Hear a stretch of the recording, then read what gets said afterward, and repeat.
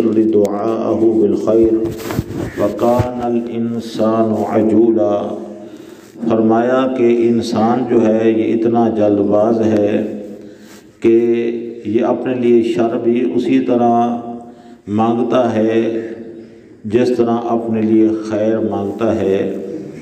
حضرات مکرم، آپ حضرات نے دیکھا ہوگا کہ انسان کو زندگی کے اندر کئی طرح کے مسائل کا سامنا کرنا پڑتا ہے۔ کبھی زندگی کے اندر خوشی ہوتی ہے، کبھی غم ہوتا ہے، اور کبھی آسانی ہوتی ہے اور کبھی تنگ دستی ہوتی ہے، اور کبھی فراوانی ہوتی ہے اور کبھی تنگ دستی ہوتی ہے۔ یہ مختلف اوقات جو ہیں یہ انسان پر آتے ہیں، اور جب کبھی دکھ کا سامنا ہوتا ہے، پریشانی کا سامنا ہوتا ہے، تو آپ نے بھی سنا ہوگا کہ انسان مطلب کہ پریشان ہو کر کہتا ہے کہ ایسی زندگی سے تو موت بہتر ہے، یا کسی کے ساتھ اس کا مطلب جھگڑا ہو جاتا ہے تو اس کے لیے بد دعائیں کرنے لگ جاتا ہے، اور چاہتا یہ ہے کہ جیسی میں نے بد دعا کی ہے اور ویسا ہی اس کے ساتھ معاملہ ہو جائے، اس کا سارا نظام، سارا معاملہ اس کا الٹ پلٹ ہو جائے۔ یہ انسان کی فطرت ہے جس کو رب تعالیٰ نے قرآن پاک کے اندر بیان فرمایا۔ لیکن اس سے اگلی آیات کریمہ کے اندر اللہ رب العالمین نے ارشاد فرمایا وَجَعَلْنَا اللَّيْلَ وَالنَّهَارَ آیَتَيْنِ۔ فرمایا اے انسان تو غور تو کر، ہم نے تیرے لیے رات کو اور دن کو اپنی نشانی بنایا ہے۔ یہ میرے یہاں نشانیاں ہیں جو تیری زندگی سے گزر رہی ہیں، جس نے تیری زندگی کو دو حصوں میں تقسیم کر دیا ہے۔ آدھی تیری زندگی رات میں گزر جاتی ہے، آدھی تیری زندگی دن میں گزر جاتی ہے۔ نہ تو رات لانے پر قادر ہے، نہ تو دن لانے پر قادر ہے۔ تو پھر تیری زندگی کے اندر بھی یہی ہے، کبھی دکھ کا اندھیرا ہوتا ہے، کبھی سکھ کا اجالا ہوتا ہے، کبھی راحت کی سکون کی رات ہوتی ہے، کبھی مشقت کا دن ہوتا ہے۔ یہ بھی تیری زندگی کا حصہ ہے۔ اور جس طرح رات چھا جاتی ہے تو پھر تو ہاتھ پاؤں مارنے کی بجائے تو رات کو سو جاتا ہے، اور یہ سوچتا ہے کہ دن ہوگا تو پھر کروں گا۔ رات کو سوتا ہے دن کے انتظار میں، اس وقت وہ کوئی واویلا نہیں کرتا کہ میرے گھر پکانے کے لیے کچھ نہیں ہے، میرے کھانے کے لیے کچھ نہیں ہے، میرا یہ ہے وہ ہے۔ اس وقت تو پریشان نہیں ہوتا، اور نہ اس وقت تو یہ کہتا ہے کہ اب میں تکلیف میں ہوں، اب کیا کروں گا۔ جیسی بھی تکلیف میں ہوتا ہے، جیسی بھی مشقت میں تو ہوتا ہے، جیسی بھی تو پریشانی میں ہوتا ہے، رات کو تو گزارتا ہے صبر کے ساتھ، کہتا ہے کہ دن ہوگا پھر کریں گے۔ جب دن کے انتظار میں تو رات گزارتا ہے تو رات گزارنی تیرے لیے آسان ہو جاتی ہے، اور یہی وہ صبر ہے جو رب چاہتا ہے۔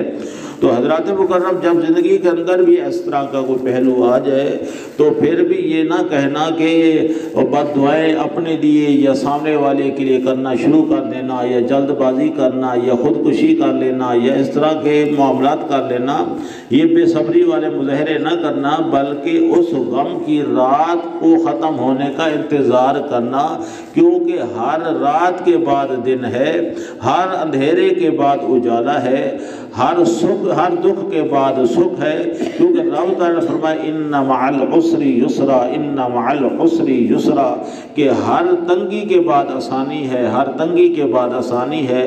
جتنا رات گہری ہوگی، یہ اصول سمجھے، جتنا رات اندھیری ہوگی، جتنا رات گہری ہوگی، اتنا دن زیادہ روشن اور منور ہوگا۔ تو حضرات مکرم، رب تعالیٰ نے فرمایا یہ رات اور دن جو ہے یہ ہماری نشانیاں ہیں جو تیری زندگی پر گزرتی ہیں۔ فرمایا کہ ہم نے رات کی نشانی کو تو چھپا دیا ہے، فَمَحَوْنَا آیَةَ اللَّيْلِ، ہم نے رات کی نشانی کو چھپا دیا ہے، بے نور کر دیا ہے، کیونکہ اللہ تعالیٰ نے فرمایا وَجَعَلْنَا نَوْمَكُمْ سُبَاتًا، کہ ہم نے نیند کو تیرے لیے، مطلب وَجَعَلْنَا اللَّيْلَ لِبَاسًا، رات کو ہم نے لباس بنایا ہے، اور فرمایا رات کے وقت میں جو نیند آتی ہے وَجَعَلْنَا نَوْمَكُمْ سُبَاتًا، رات کو ہم نے تیرے لیے سکون کا ذریعہ بنایا ہے، اور فرمایا وَجَعَلْنَا النَّهَارَ مَعَاشًا، اور ہم نے دن کو تیری روزی کا ذریعہ بنایا ہے۔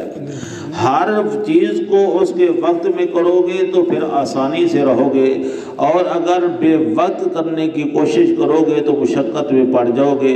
اگر رات کو سوؤ گے، رات کو کماؤ گے، پھر بھی یہ زندگی کو مشقت میں ڈال دے گا۔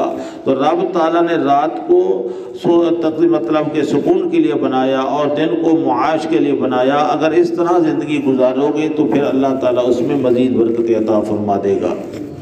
تو آگے ارشاد فرمایا کہ وَجَعَلْنَا النَّهَارَ مُبْصِرًا، کہ دن کو ہم نے روزی کے لیے بنایا، دن کی کہ نشانی کو ہم نے روشن بنایا، اس لیے کہ لِتَبْتَغُوا فَضْلًا مِّن رَبِّكُمْ، تاکہ تم اپنے رب کا فضل حاصل کر سکو۔ حضرات مکرم، اللہ کے فضل کئی طرح کے ہوتے ہیں۔ دین مل جائے یہ بھی اللہ کا فضل ہے، ایمان مل جائے یہ بھی اللہ کا فضل ہے، قرآن مل جائے یہ اللہ کا فضل ہے، رزق روزی مل جائے یہ اللہ کا فضل ہے۔ حضرات مکرم، جتنی بھی اللہ کے فضل ہیں یہ دن کی روشنی بھی حاصل کرنے ہیں، علم بھی حاصل بھی کرنا ہے، اور روزی بھی کمانی ہے، اور اللہ سے دعائیں بھی مانگنی ہے۔ یہ سارے معاملات جو ہیں یہ رب کے فضل میں آتے ہیں۔ یہ صرف یہ نہیں ہے کہ انسان بندہ روزی کے پیچھے پڑ جائے اور نہ نماز پڑھے، نہ کہ اللہ کو یاد کرے، نہ اللہ سے دعائیں مانگے، اور نہ اللہ کی طرف توجہ کرے، اور نہ ایمان کی حفاظت کی کوئی فکر کرے، نہ علم حاصل کرنے پر غور کرے۔ اگر ایسا کرے گا تو اس طرح سمجھ لیجئے کہ اس نے سارا فضل ہی دنیا کو سمجھ لیا ہے، جبکہ ایمان بھی اللہ کا فضل ہے، قرآن بھی اللہ کا فضل ہے، اسلام بھی اللہ کا فضل ہے۔ یہ تمام معاملات جو ہیں یہ سب کے سب اللہ کے فضل ہے، اور انسان دن کو اللہ کا فضل بھی تلاش کرتا رہے۔ تو دوسرا فائدہ رب تعالیٰ نے یہ بیان فرمایا کہ دن اور رات کا دوسرا فائدہ یہ ہے کہ وَلِتَعْلَمُوا عَدَدَ السِّنِينَ وَالْحِسَابِ، فرمایا تاکہ تم اس سے سالوں کا حساب کر سکو۔ تو حضرات مکرم، سب سے پہلے یہ سورج اور یعنی دن اور رات کے ذریعے کہ نظام الاوقات جو ہے جس نے سب سے پہلے متعارف کرایا وہ حضرت داؤد علیہ السلام ہیں۔ حضرت داؤد علیہ السلام نے سب سے پہلے نظام الاوقات کو کہ دنیا کے اندر تعارف فرمایا، کیونکہ اللہ تعالیٰ یہ علوم جو ہے اپنے نبیوں پر نازل فرماتا ہے اور انبیاء علیہ السلام اپنی قوموں کو بتاتے ہیں۔ اگر یہ اللہ تعالیٰ قرآن پاک کے اندر اشارہ نہ فرماتا کہ یہ سورج اور چاند، یہ دن اور رات اس لیے ہم نے بنائے ہیں کہ عدد السنین والحساب، تاکہ تم سالوں کا حساب جو ہے اس سے گن سکو، تو انسان کی شاید توجہ بھی اس طرف نہ جاتی۔ تو رب تعالیٰ نے بیان فرما دیا کہ اس میں ہی تمہاری ساری گنتی ہے، ایک ایک سیکنڈ کا حساب تمہارے اس میں موجود ہے۔ تو پھر علماء کرام نے اس پر غور فرمایا۔ حضرات مکرم، یاد رکھیں کہ علوم کئی طرح کے ہوتے ہیں، جیسے آج کے دور میں کے اندر بھی پڑھا جاتا ہے کہ یہ سائنس ہے، یہ آرٹس ہے، اس طرح کیٹیگریز ہوتی ہیں۔ جو علماء تھے نا پرانے زمانے کے، جو سائنسی علوم بھی ساتھ پڑھتے تھے، ان علماء نے مامون الرشید کے زمانے کے اندر سب سے پہلے گھڑی تیار کی۔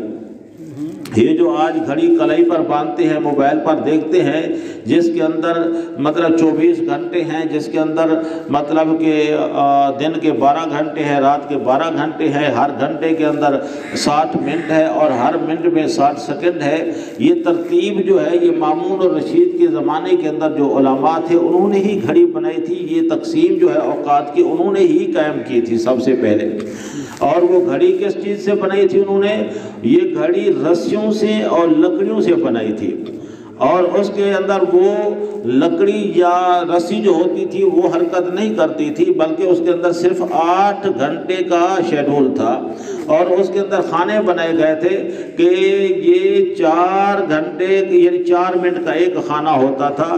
جب یہ سایہ اس خانے کو یعنی عبور کر لے گا 4 منٹ ہو جائیں گے، پھر 4 منٹ ہو جائیں گے۔ یعنی وہ جو سب سے بڑی گھڑی ترتیب دی گئی وہ مامون الرشید کے زمانے میں دی گئی اور علماء کرام نے دی۔ اور آج بھی کسی بھی فقہ کی کتاب کو اٹھا کر دیکھ لیجئے، اس کے اندر جب نمازوں کے اوقات کا ذکر آتا ہے تو اس کے اندر گھڑی اور پل کا ذکر علماء کرام نے ایسی تفصیل کے ساتھ بیان فرمایا ہے، قربان جائیے کہ رب تعالیٰ نے کیسے کیسے علوم عطا فرمائے ہیں۔ تو کیسے کیسے ہمیں ہیرے عطا فرمائے جن کی ہم قدر نہ کر سکے۔ تو حضرات مکرم آگے رب العالمین نے ارشاد فرمایا وَكُلَّ شَيْءٍ فَصَّلْنَاهُ تَفْصِيلًا کہ ہم نے ہر شے کو تفصیل کے ساتھ بیان فرما دیا ہے۔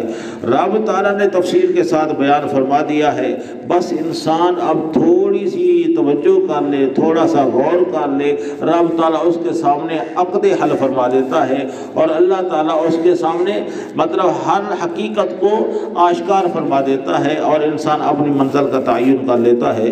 دعا فرمائے اللہ رب العالمین آپ سب کو اور مجھ گنہگار سیاہکار کو عمل کرنے کی توفیق عطا فرمائے، آمین بجاہ سید الانبیاء والمرسلین وما علینا